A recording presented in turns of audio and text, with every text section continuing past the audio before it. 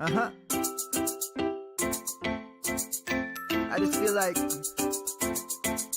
I've been around the block, ripping up fantasy stock, working around the clock. Look at the view from the top. Researching rookies a lot? No, I just be listening to pods. Yeah, one in particular, I'm just a messenger. Let me just pass on the rock. Browning, brunning, pruning, pronouncing ain't what he's doing. What he's doing is not losing, but infusing you with new things. And there's Dennis the Bennett, yeah. The man is a menace, yeah. Building a dynasty, some of the finest things. Promise you, you won't regret it. Sly as a fox, cultured in pop. Give him his props. Here is a thought, here is a box. And you cannot compare them at all, so don't even try. Careful with the news, but when you use a take, I take up Tony Fire. I mean Dyer, because anyone else is a huge mistake. Whoa, fantasy round table, fantasy round table. Yeah. Fantasy round table, come take a look at the crown, baby. Hey, fantasy round table, fantasy round table. Woo. Fantasy round table, come take a look at the crown, baby. Go. Hello and welcome to another episode of the Fantasy Football Roundtable podcast. Back-to-back days to kickstart your week. Back-to-back days talking about drafts and draft values. Yesterday was a rookie mock. Today we are going to be looking at the live progress on our Roundtable Startup Dynasty. And Dennis, I tell you, I spent the weekend driving through Kansas, and yesterday and today, it sure as hell seems like Colorado is trying to blow me right back into that state. We have had the strongest west winds. I am over it. Well, I guess I can prepare myself because I'll have them in about, 36 to 48 hours? I don't know if you'll get – so there's this thing when you live by mountains, which I learned when we came here, when they have if you're at elevation and the jet stream shifts over the mountain in correlation with a strong storm, it accelerates all the winds down the east face of the mountain, which is what we are because the mountains are to the west of us, and ramps you up to hurricane force winds. Yesterday, like 5:15 in the morning, I woke up to the entire foundation of the house shaking. I was like, are we having an earthquake? Oh no, it's just Colorado trying to relocate everything. There was damage. One of the local schools had a power pole just snap right off and light it on fire in the morning. So it's one of those kind of days. Sounds like what you need is a very high quality kite.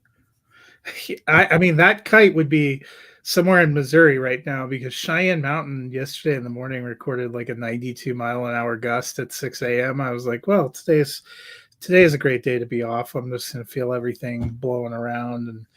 And today it started nice this morning, but it is picked back up, hopefully getting out of here. You might get some wind, but I don't know if you're going to get the 80 mile an hour wind. That's good. I mean, I don't need the wind messing up my hair. No, you might get the 80 mile an hour wind if you get a convertible and drop the top and cruise through town.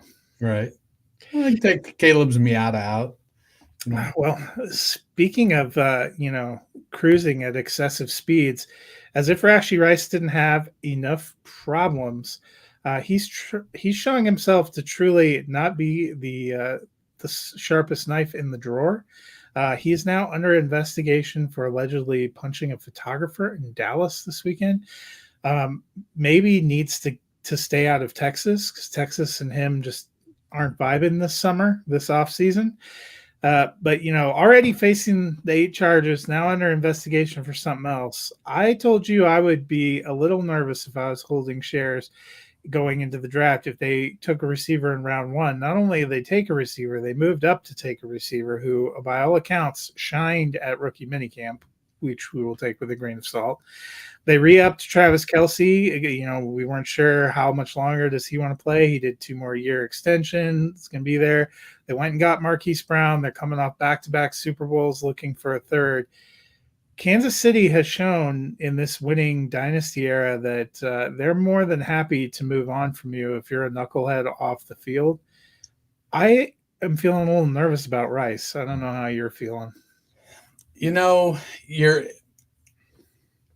So I get it. You want your guys to stay out of trouble and keep their nose clean. And yes, it was a bad decision with the racing, and that's going to play out how it is. Unfortunately, he's still a young man got himself a pocket full of money, and so he's going to want to live his life a little bit. And we don't know what led to the alleged punching of the photographer. And was it a photographer or was it some cat with a phone getting all up in his face trying to agitate him? I don't know. I haven't heard anything other than he allegedly punched a photographer. Let's see how it plays out. The speed of NFL justice is slow. We've seen it pick up pace over the years, here and there, but nobody's dead yet. And that usually is what it takes for the NFL to, move swiftly on this. I think they're at the point where they're going to let the legal system play out before they make a decision. So I think Rashee Rice, unless he does something else stupid between now and the beginning of the season, I think he's going to be fine for 2024. I mean, I don't know. Kansas City doesn't have to make any determinations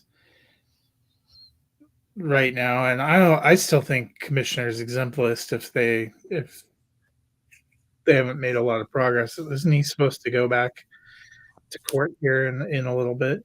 Oh, I'm sure. I haven't followed it very closely. I'll have to go check out Drew Davenport over on the Xbox and see what he has to say, because he does a great job of updating all the legal ramifications of everybody's NFL idiocy. The only other real piece of news is Tyler Boyd signing a 1-year deal with the Tennessee Titans. I was curious to see where Boyd would go. Kind of thought he could be a player that would be somewhat interesting. Was always reliable there for Cincinnati. The Titans, hopefully for them, Will Levis, pans out, but probably a lot of pressure on Levis going into this season. They signed Calvin Ridley. They still have DeAndre Hopkins. They have Chigo Okonkwo. They went and got Tony Pollard. Now you add Tyler Boyd. I feel like the only thing this really does for me at the moment is kill any faint glimmer of hope I had for Treylon Burks. Yeah, it seems like, I saw a tweet earlier from Marco Enriquez, a former nerd, made some comment about Burks, and I forget what exactly he said. And my response was conditional 6th-round pick trade incoming for Treylon Burks. Maybe Giants, Patriots, one of those teams. I wouldn't blame them for taking a shot on him. Burks has flashed a couple times. He's got good athletic ability, and he just has not been able to put it together. I like Boyd. I think in Cincinnati he had a very clear role. I think he wanted a bigger role. I just pulled up his relative athletic score because that class there was Boyd and Laquan Treadwell and Corey Coleman and I think Josh Doxson, and we thought it was going to be a good receiver class. But Boyd only had a 4.27 relative athletic score, which is pretty poor. He ran a 4.58 40. Wasn't great in the shuttle or the 3-cone. 3-cone was a 6.9. That wasn't too bad. A 34-inch vertical, that wasn't great. But he's been consistent over the years. If you put him in like the slot role at 6'1", 200 pounds, he can make plays for you, be a good wide receiver too. I think going to Tennessee, he's got a chance to step in the slot with DeAndre Hopkins outside and Calvin Ridley outside. It could very well be a real spot to be that safety valve guy for Will Levis for 2024 and maybe earn himself another contract. I don't know how much longer Hopkins is going to stick around Tennessee, but put Boyd with Calvin Ridley there. There could be some. It may be one of those instances where you don't necessarily want to be too high on the receivers, but it may be good for the quarterback. You're muted. They're certainly surrounding Will Levis with weapons, which will give him the best possible chance, which is, that's kind of what Chicago is doing for Caleb Williams. Not really what we saw maybe for some of the quarterbacks in previous draft classes. Certainly not what Mac Jones got. Certainly not what some of the other rookies coming out got. So that'll give him his best possible chance. Brian Callahan's going to be familiar with Boyd because he would have had him in Cincinnati. They're putting together quite a team. It's fascinating to me. The Titans went from one of the teams that I probably had graded as the worst set of receivers in the AFC when we were doing the unit ranks last year to one of the best. And they still have the same guys that were on that. Burks and Brian Westbrook-Ikini. They just added, they added D-Hop not too long after that. Now they've added Ridley and Boyd. So starting to really kind of build up that offering there. Well, as I mentioned, we kickstarted. I think it was Thursday. Kicked off a dynasty startup.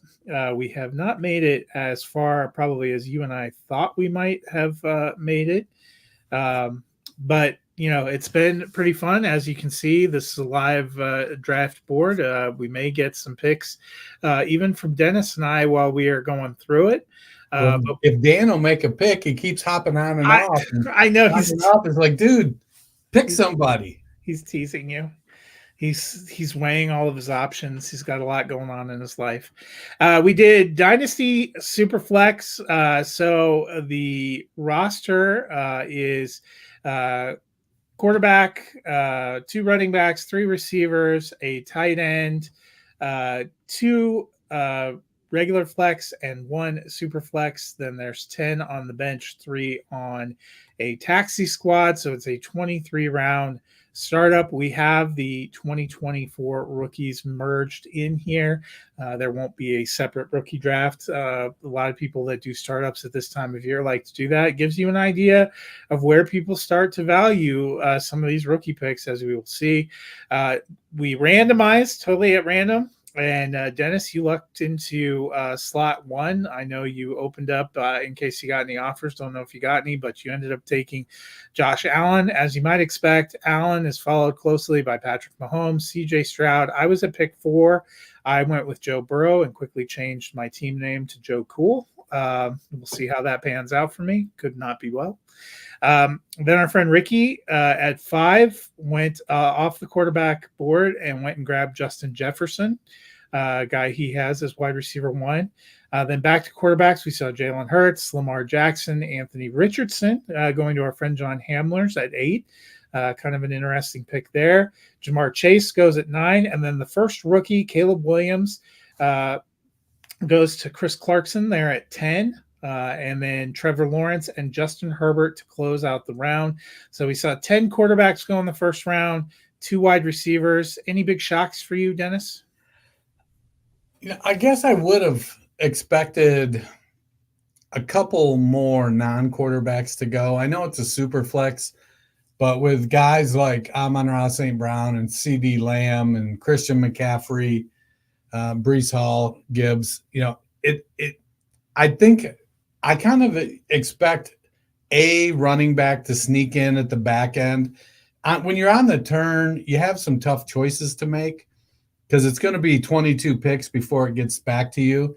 So if you want to take a running back, one of the elite running backs, you just about have to do it at the 112 or the 201, or you're ending up with, a tier 2 or tier 3 running back.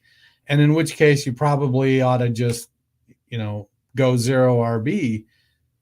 And so it looks like both Michael Lewis and myself, who are on each end, that's exactly what both of us have done, is gone 0 RB.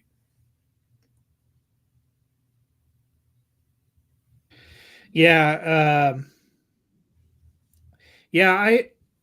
I struggled a little bit when I was coming back. So we'll look at the second round. Um, after taking Herbert at 12, circled back on CD Lamb. I really like that pick there. Lamb, I think, a great chance to be the overall RB1 this year, or wide receiver one this year because of the rest of Dallas. Then we saw our first running back, Bijan Robinson, go second pick there. Amon-Ra St. Brown. Then another rookie, Marvin Harrison. John getting a stack there with Jamar Chase and Marvin Harrison. Not a bad start there. Then we saw Kyler Murray go. First team to double stack quarterbacks was John Hamler's there, getting Richardson and Murray. Then Jonathan Weber. We have a lot of Johns. I'm just realizing that now. Grabs Christian McCaffrey. Jacob grabs Brees Hall. Ricky, right in front of me, grabbed Jahmyr Gibbs. Had he not taken Jahmyr Gibbs, I probably would have taken him at my slot. I was actually looking at that and strongly considering it, but instead he went. So I pivoted and went with Garrett Wilson as my second pick. Then you traded up a couple of spots. I know you thought that Snake Eyes, who is right in front of you, was going to take Jordan Love. I believe he's a big Packer fan. You traded right in front of him and snagged his team's quarterback, Jordan Love, to give you a couple quarterbacks to start.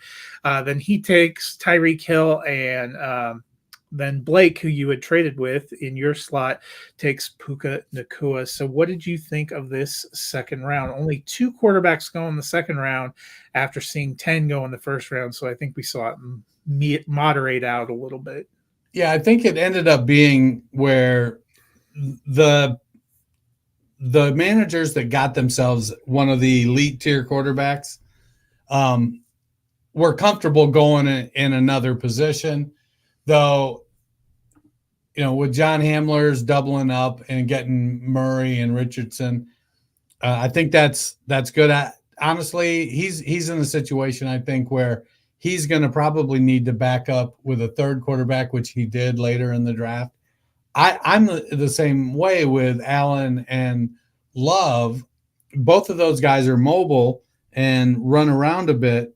And so I'm going to probably have to make sure I nab a third startable quarterback at some point. And we have 10, 12, 14, 17.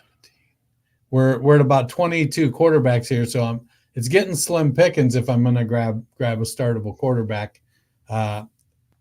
And which means I'm probably it still feels too early to grab a third quarterback if that's the quality of quarterback. So I'm probably going to end up getting hosed on quarterback and going to have to make a trade. I liked picking up the extra first round pick to when I made the trade a little bit later, but Dan was very adamant that he wasn't aiming for Jordan Love. He did talk about Tyreek Hill a bit. And that makes sense. He was in our redraft league last year, which was the first time he played fantasy. And one of the things that he really took away from the league was how important wide receivers are. And I think you kind of see that in how he's drafted this team. I like the running back run with Bijan and McCaffrey, Brees Hall, Jahmyr Gibbs. That feels like it's maybe the top tier or top 2 tiers of running back. And so it makes sense to get those guys. Yeah, and it's been fun, being in this league. As you mentioned, we have quite a few guys who we've played with in redraft leagues and who we've played with in other leagues. I didn't even realize when we were filling up, we got a block of guys that were all with us in the Fantasy Life app too. So that's been kind of fun coming back together. It's been a fun experience. Going into the third round, we saw a couple more rookies go, Malik Neighbors and Jaden Daniels. And then I thought Blake made a pretty shrewd move at the time, grabbing Sam Laporta. I had actually considered, that I like him a lot. I like a lot of these young tight ends. So I was kind of interested in that. He went right in front of me. So I went with Jonathan Taylor, who I like. Could be in for a big year if he can stay healthy as well. And then John trades up with Ricky and snags A.J. Brown. Then we saw Chris Olave go.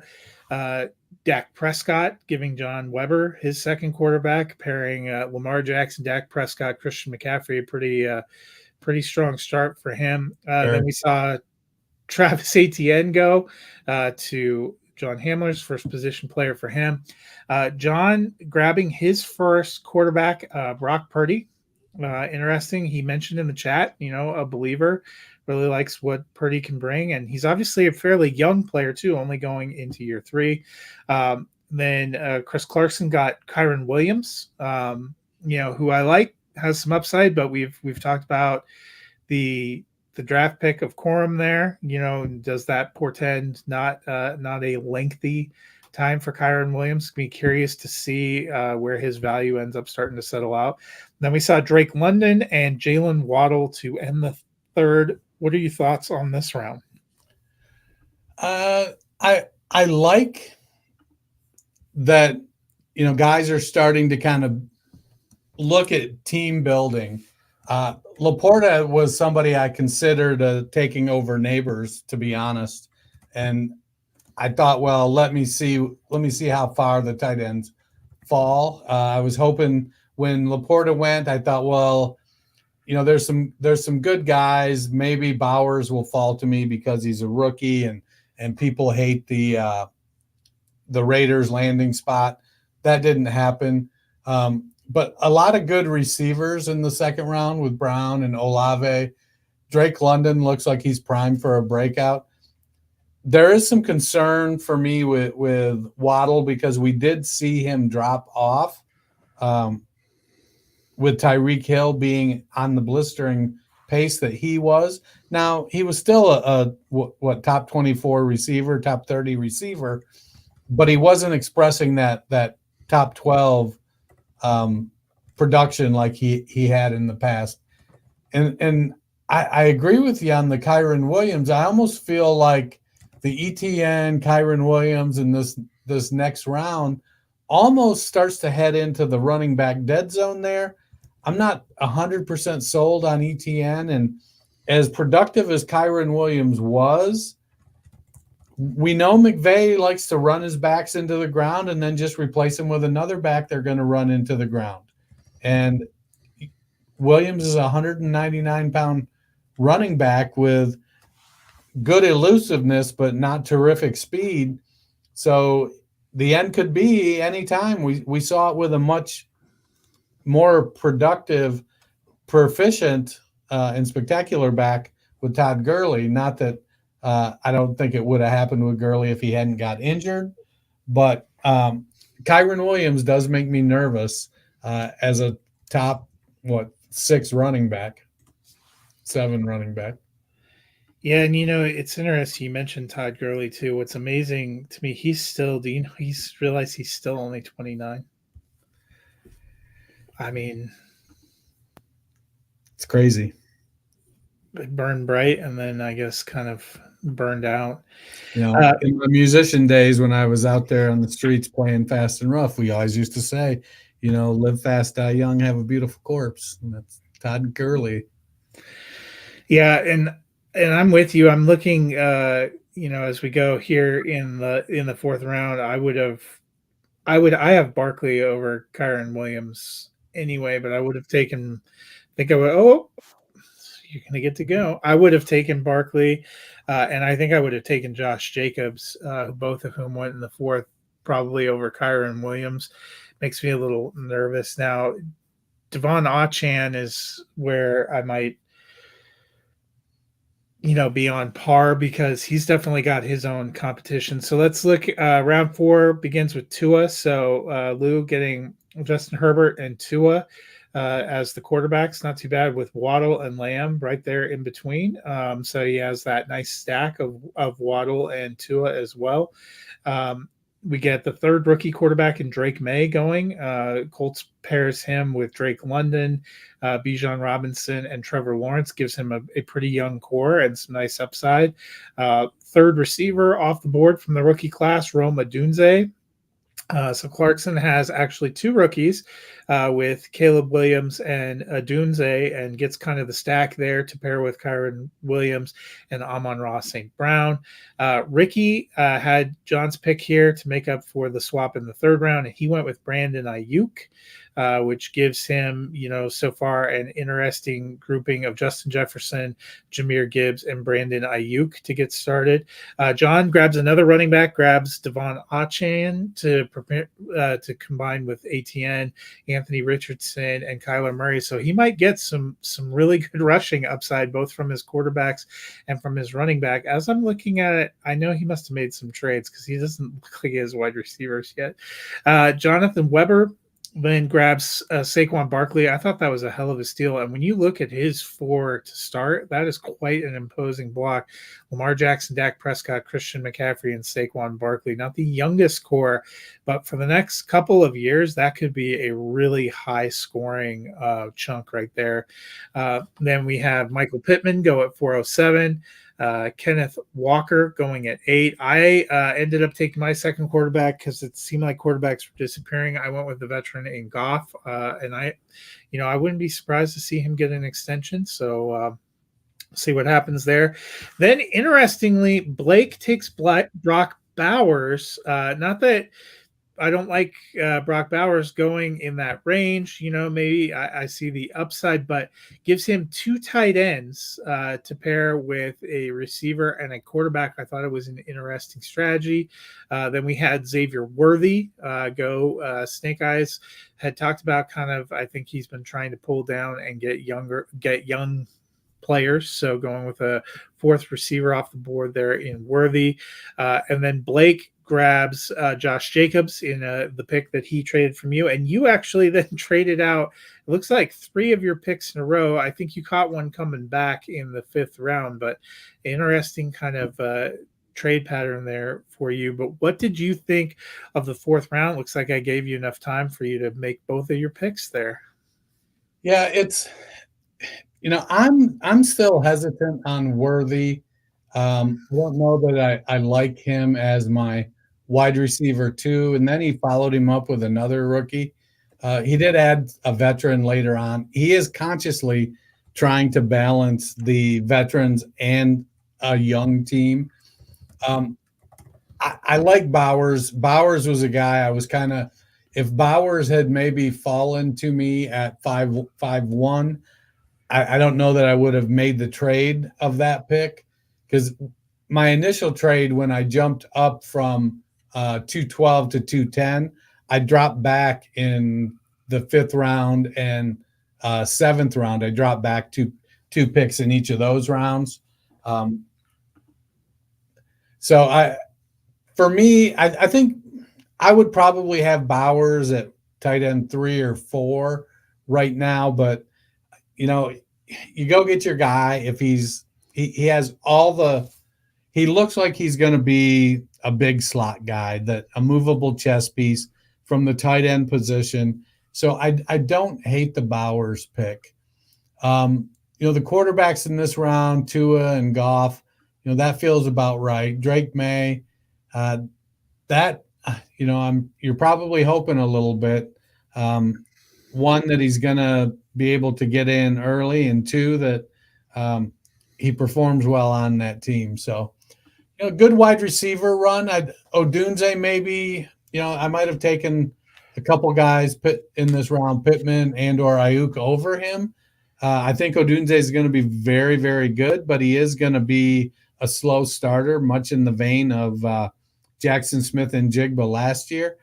So, you're drafting him and hoping that he gets some play enough to be flex worthy if he's this season.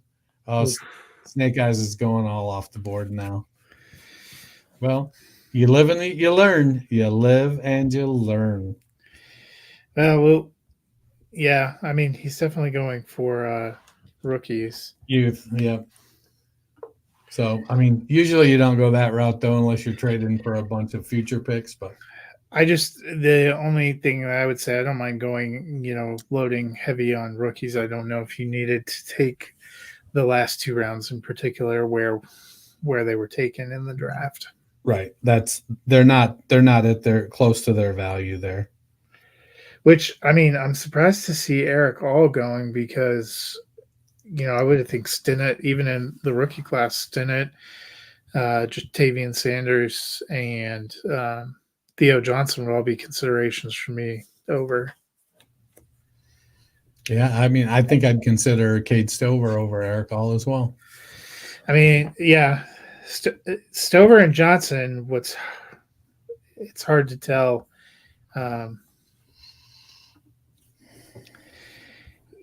Their path to immediate targets is somewhat blocked, but we'll see if it gets unblocked. So down in the top of the 5th round, John Hamler's traded with you and grabbed Rashad White. Then we saw Snake Eyes grab Lad McConkey. You at 503 grabbing Trey McBride. I like that pick for you. I like McBride. I like the upside. I had actually been looking at that, and after seeing Laporta and McBride go off the board, I went and scooped up Dalton Kincaid, who is a guy that I think could end up having a lot of targets for Buffalo. I liked what he did as a rookie, so I snagged him there. Then Ricky grabs what I have to look, but I think that is actually his first quarterback that he is taking because I don't see any higher trades. So his first quarterback, J.J. McCarthy, an interesting grab there. Then we saw Devonta Smith and DK Metcalf go off. Metcalf actually the first wide receiver to go for John Weber. Then we saw another tight end, Kyle Pitts. Good upside there. At this point, John Hamler still doesn't have a wide receiver, 3 running backs, tight end, 2 quarterbacks. Then Ricky had got another pick because of his trades, took Isaiah Pacheco. Then we saw Nico Collins go, George Pickens, and TJ Hawkinson. So Collins going there, 5'10", makes him, I believe, the first of the Texans receivers to go because Dell went later. You and I talked about this before, kind of split opinions, don't know what to make of it. What do you think of the 5th round picks in general? What do you think about McCarthy being the quarterback one for Ricky? What do you think about Collins being the first of those Texans receivers to go off? The Texans receivers to me are kind of a roll of the dice. Nico Collins started off his career kind of slow. And then he came on big last year. It really had a nice connection with CJ Stroud, but Tank Dell flashed a ton. And now they add Stephon Diggs. And to be fair, Stephon Diggs faded hard down the stretch last year. He did not look good. And, I don't know if it was he checked out because he was just fed up with how things were going in that offense, which seems kind of crazy to me. But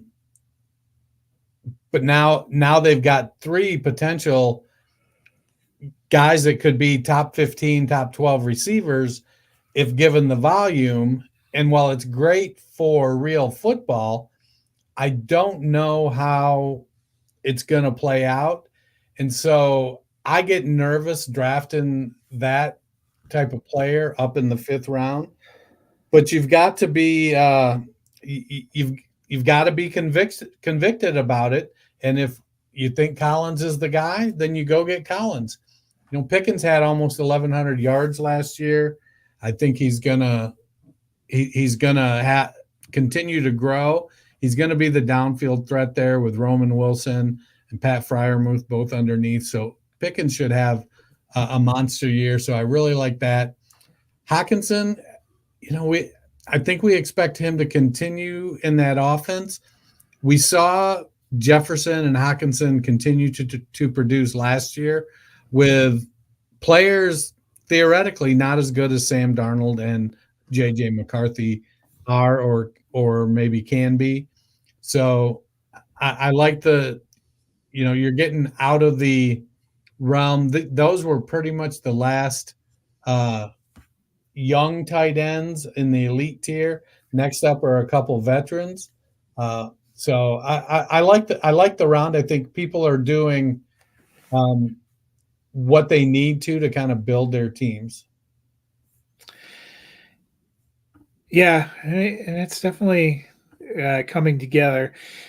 So in the 6th round, T. Higgins goes. I thought that was nice. So Lamb, Waddle, and Higgins, along with Hawkinson, Tua, and Justin Herbert there for Lou. I'll just hit his last 3. Then he grabbed Bryce Young, Stephon Diggs. So I like what he's doing there. After Higgins, we saw Jonathan Brooks, the first rookie running back, go. Not a bad pickup. He gets paired with Bijan there for Colts, who then grabbed another rookie in the 7th round in Keon Coleman and grabbed a veteran in Joe Mixon, like what he continues to do there. Clarkson grabbed James Cook at the 3rd pick in the 6th round, followed that up with Deebo Samuel and grabbed Will Levis. I know he's a big Titans fan, so I'm sure he is very excited about Will Levis, but has Caleb Williams and Will Levis. And if both those guys hit, you've set yourself up with a couple of young franchise quarterbacks, which is pretty good. John grabbed Mark Andrews, giving him veteran tight end. He grabbed Pollard the next round and got the 2nd rookie running back, which was Trey Benson. So gives him a nice couple of running backs. He had also grabbed Deshaun Watson later in round 6 in a trade pickup that he made. John Hamler still no receivers for him. He grabbed Ramondre Stevenson. He now has 4 running backs. He later grabbed Javonte Williams, so that's his running back 5. He did trade back in with Ricky and was able to get Jaden Reed, so he has 1 receiver, and he grabbed his 3rd quarterback in Baker Mayfield. We saw kind of a run here in this last round of people picking up 3rd quarterbacks. That was the case for Jonathan Weber. In the 6th round, he grabs DeAndre Swift. 2 picks after that, he follows with rookies, getting Brian Thomas, the receiver, and then Bo Nix, the quarterback. Jacob grabbed Jordan Addison. He's a big Vikings fan, lives near Minnesota, so I'm sure he was pretty pumped to grab him. Also got Tank Dell coming back around. I thought that was a really nice pickup. Gives him a wide receiver group of Chris Olave, Michael Pittman, Devonta Smith, Jordan Addison, Tank Dell so far really coming together. And his QB2 went and got Kirk Cousins, a guy who, if he's back healthy, some pretty good upside. I mentioned John traded up to get Deshaun Watson there in the 6th round. John Hamlers had traded with Ricky in the 7th round to get Jaden Reed.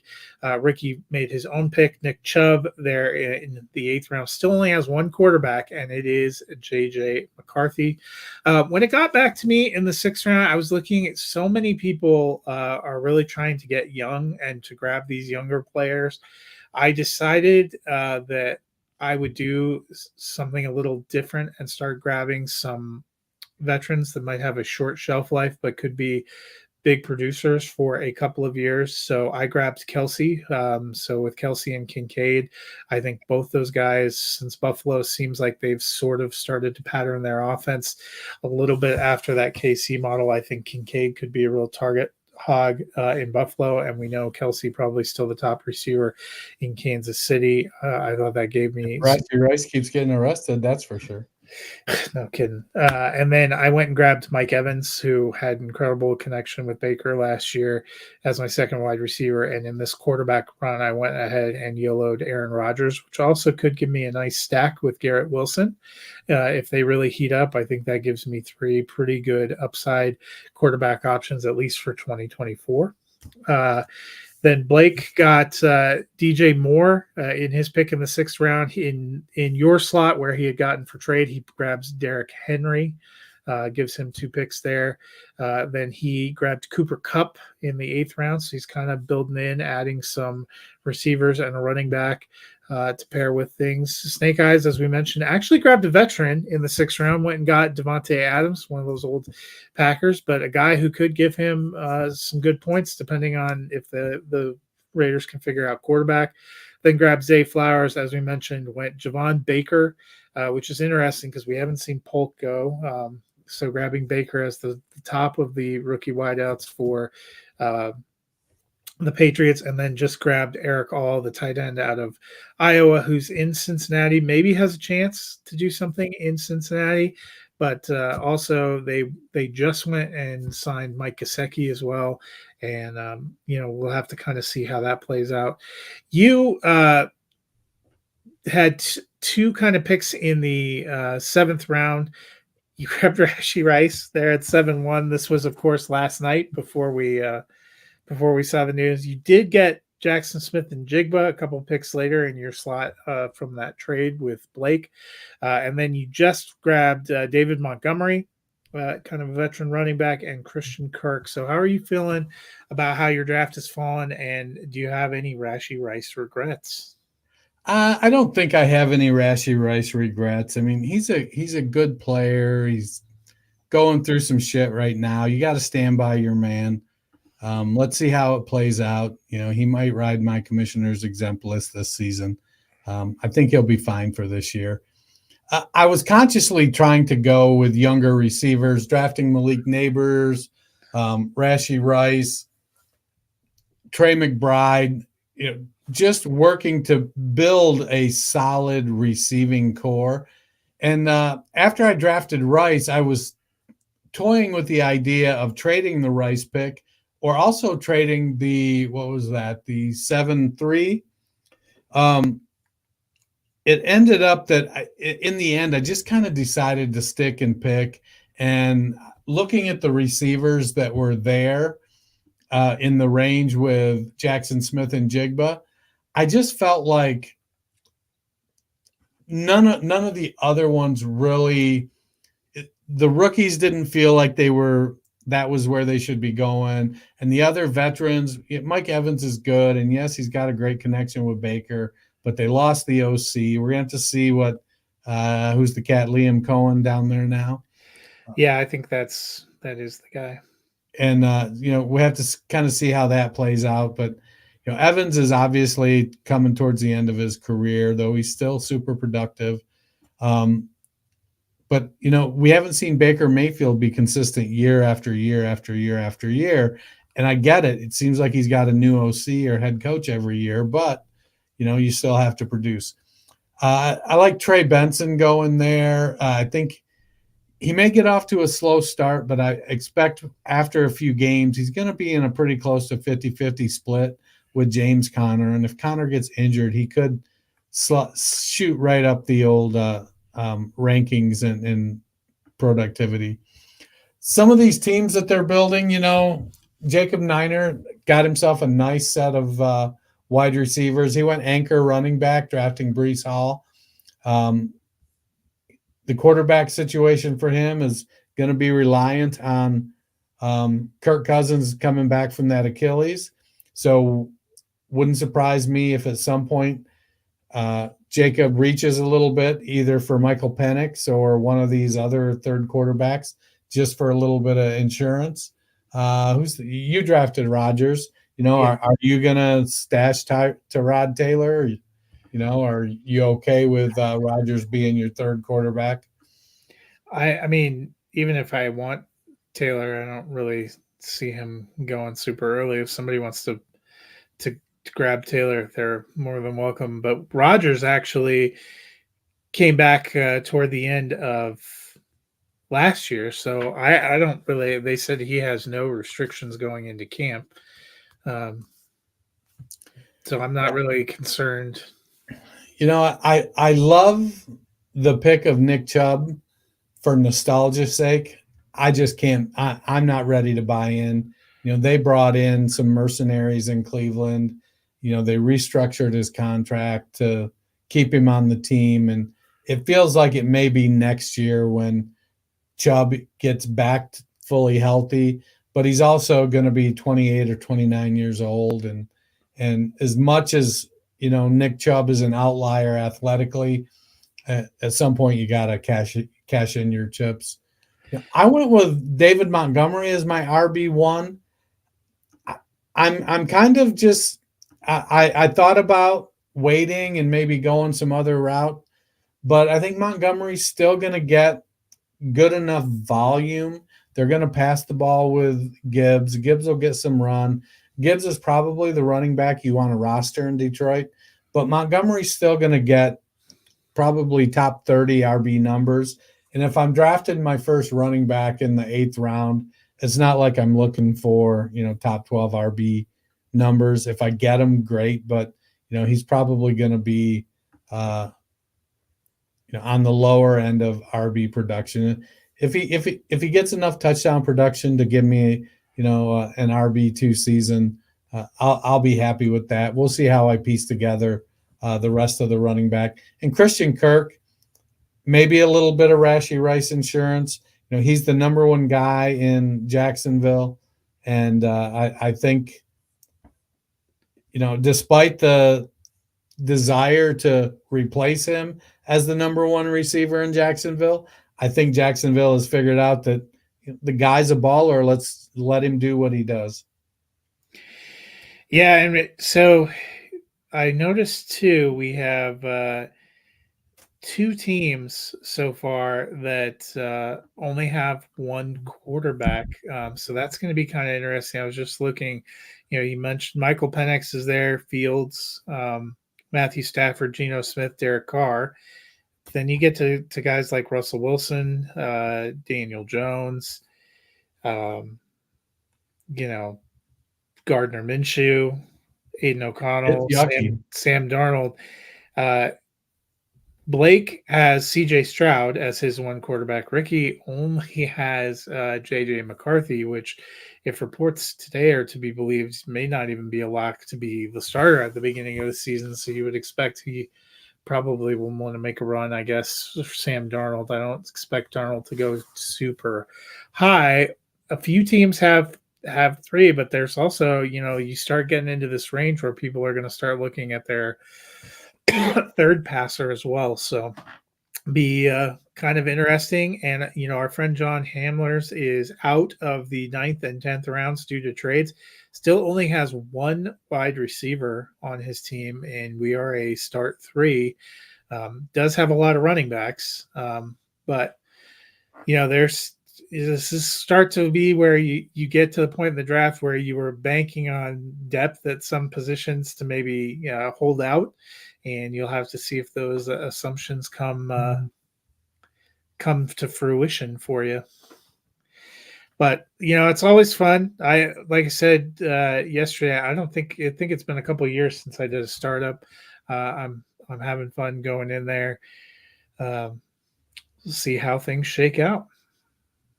Yeah, I got to figure out how I'm going to build the rest of this team.